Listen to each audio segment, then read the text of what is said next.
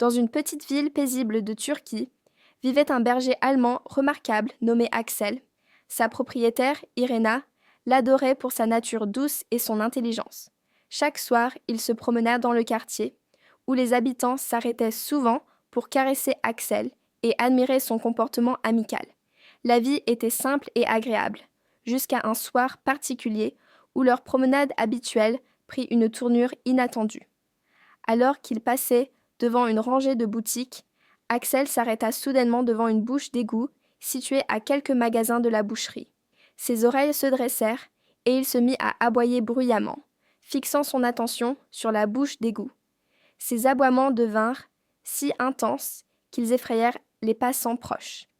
Irena tenta de le calmer, mais Axel refusa de bouger, son regard rivé sur l'ouverture sombre. Finalement, après plusieurs tentatives, elle parvint à le persuader de partir et ils rentrèrent chez eux. Ce soir-là, Irena ne put s'empêcher de penser au comportement étrange d'Axel. Lorsqu'elle raconta l'incident à son mari, Ronnie, il minimisa la situation, suggérant qu'Axel avait probablement réagi à un petit rongeur. Pourtant, quelque chose dans le comportement du chien continuait à la préoccuper. Le lendemain, lors de leur promenade, Axel s'arrêta de nouveau devant la même bouche d'égout. Cette fois, au lieu d'aboyer, il s'assit et fixa intensément l'obscurité.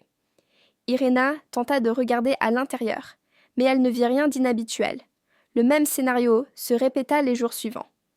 Axel s'arrêtait devant la bouche d'égout, s'asseyait tranquillement et refusait de bouger jusqu'à ce que Irena l'incite à continuer. Au 4e jour, alors qu'ils approchaient de la boucherie, Irena acheta les saucisses préférées d'Axel. Mais au lieu de les manger, Axel fit quelque chose d'extraordinaire. Il attrapa tout le paquet et se mit à courir vers la bouche d'égout. Irena, choquée et confuse, se mit à le poursuivre. Lorsqu'elle le rattrapa enfin, elle le trouva assis près de la bouche d'égout, déposant doucement les saucisses dans l'ouverture. Submergée par la curiosité, Irena s'agenouilla près de la bouche d'égout et tenta de voir ce qui captivait tant Axel. Ne distinguant toujours rien, elle décida d'appeler les pompiers. En quelques minutes, ceux-ci arrivèrent et commencèrent à travailler pour enlever le couvercle de la bouche d'égout. Axel, toujours protecteur, grogna contre les inconnus, mais avec l'aide d'Irena, il fut calmé et éloigné. Une fois le couvercle retiré, les pompiers inspectèrent l'intérieur avec soin. À la grande surprise de tous, ils découvrirent un petit chaton, âgé de quelques semaines seulement, tremblant et affaibli. Mais les surprises ne s'arrêtèrent pas là. Le pompier redescendit dans la bouche d'égout 4 fois de plus, chaque fois remontant avec un autre chaton entre les mains.